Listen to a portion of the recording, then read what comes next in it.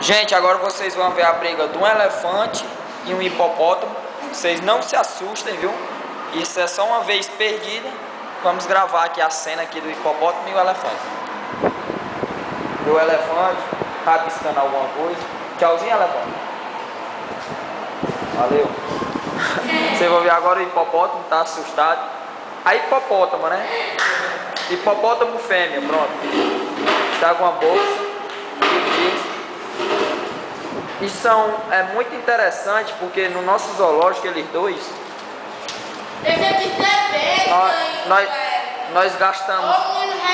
nós gastamos assim várias rações, são 3 toneladas por dia.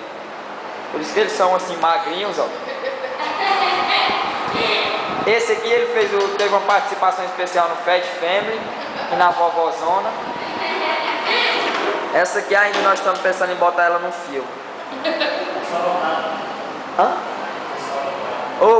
Daqui uma opção aqui do nosso querido Rudielinho. Qual é o filme?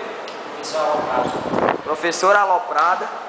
Não sei, vamos ver, vamos tentar aí, viu, galera? Solucionar esse crime aí, esse artigo 157. Então, depois